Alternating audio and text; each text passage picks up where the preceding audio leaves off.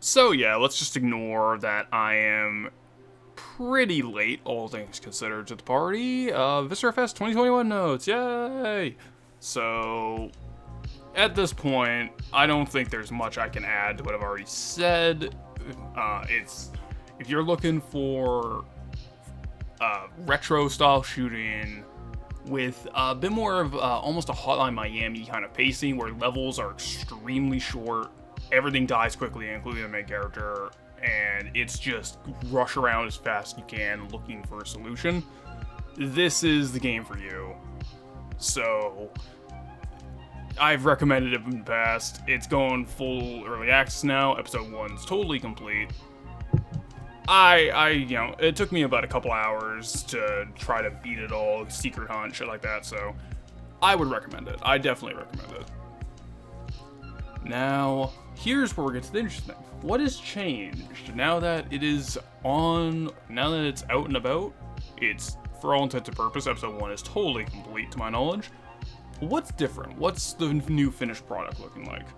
Well, I've noticed a few things just on the way the difficulty balancing works, where what I found interesting is the enemy layouts will change based on the different difficulties, not necessarily the number. Maybe on the absolute highest and the absolute lowest difficulties, enemy numbers change, which, for the record, I did try playing on the hardest difficulty, and it was... Well, I learned my lesson. So, we played on the middle, what I assume is the normal difficulty for this playthrough. And what I found interesting is on that difficulty, you have a room, just one example. You have a room where you have two basic soldier kind of jobber enemies with one rushdown enemy positioned beneath a bridge, and they're in their own little mosh pit basically. So it is somewhat difficult at first to just jump down there and try to pick your targets, avoid damage from the rushdown guy, and just try to work that way. On the flip side, I was trying to do a secret run on the easier difficulty, and I found it very interesting that that room changes. And it's obviously like more rooms change, it's not just that one, but that's just the example I'm giving, where the rushdown enemy is now basically hidden behind a fence, so you have breathing room rather than just having to mingle with the other two enemies to begin with. Very, very interesting shit. I'm not sure if, like I said, I'm not sure if the enemy count will change. I think the enemy count should be consistent across all difficulties, because ammo is much more limited than what you might expect, so a lot of encounters boil down to trying to min-max your resources as hard as you can. So I'm not sure if adding more enemies to the mix than what's already here will be necessary, since, good lord, you can get flooded sometimes. But there's always a way out. That's one of the things I'm enjoying about it. Now, obviously, we'll continue about different things. Going with that build engine style, there's a lot of interactive elements around. You know, toilets, hand sanitizers, showers, all that kind of shit. And one thing I was not expecting were some of the elements of the original demo that I played back in, 2018 now? From the original demo I played are back. We have the Quake-style select screen for the episodes, so that's back. What's really interesting is that you can now go into the select screen for one of the 3 campaigns, one of 3 chapters, pick your terminology. But you can go to every individual level. So once you beat it, you get this almost hub system where you can go back with all of them. Very interesting shit. Really appreciate that. But what I was not expecting to come back is the boss fight from the original demo, which I won't show off here. But, obviously, because, just came out, I don't want to show off any of the new interesting shit, since, give it a chance to play it. But, yeah, boss fight from the original demo is back, and it's very interesting. The way it kind of plays with the environment challenges, the way it's mostly based on movement, because the boss itself is completely stationary, but how you have to deal with its environmental challenges is the boss itself. Very cool shit. One of the big changes is the checkpoint system. I'm definitely of two minds on the checkpoint system, but I'm leaning towards the positive. Essentially how it works is there's no automatic checkpoints in a level, but you get your own checkpoint marker that you can put down wherever you feel necessary. And if you do hunt around, you can find multiple of these levels, so it's not like you're starved for checkpoints. It's mostly just, where do I want to put this, and do I want to gamble going forward from where I am to see if there's less enemies and I can get a little further in level before the next hard fight, or if it's challenging fight one after the other.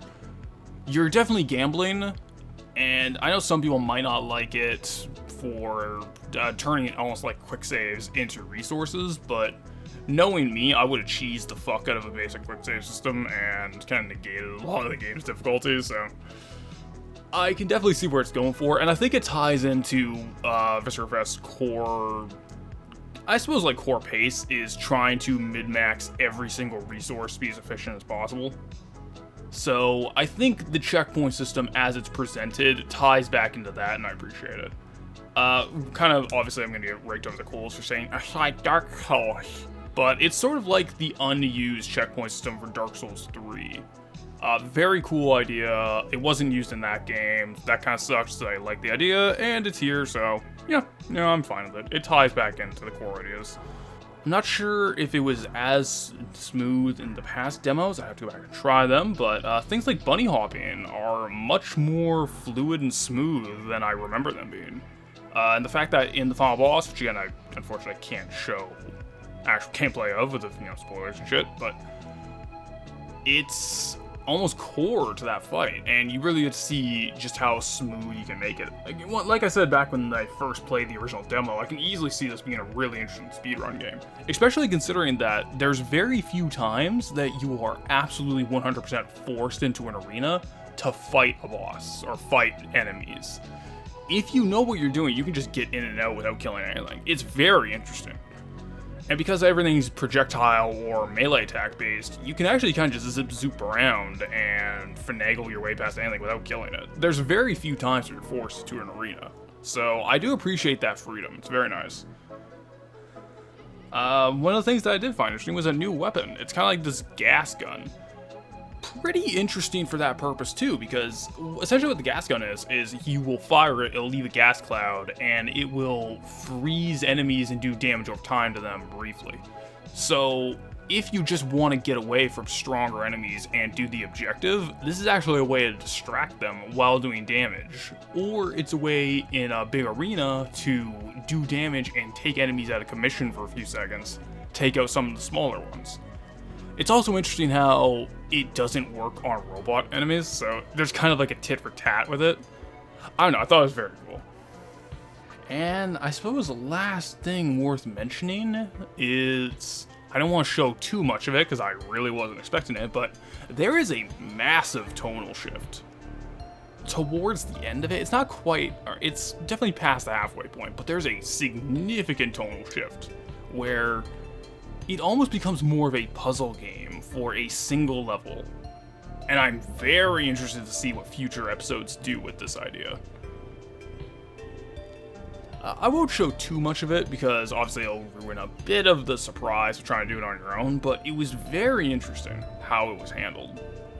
And I was not expecting it for, just run and gun shooter that Viscerafest is. So I was very happy with how it worked out. Very interesting shit. So yeah, it's gone on for almost 10 minutes here. The too long didn't read. Once again, recommended Viscerafest. It's a punchy retro shooter that isn't banking on nostalgia and throws its own unique brand and style, which I think works wonders. Again, highly recommended. Links in the description of the Steam page. Early access is out. I'm definitely interested to see what episode 2 and 3 are going to have offering.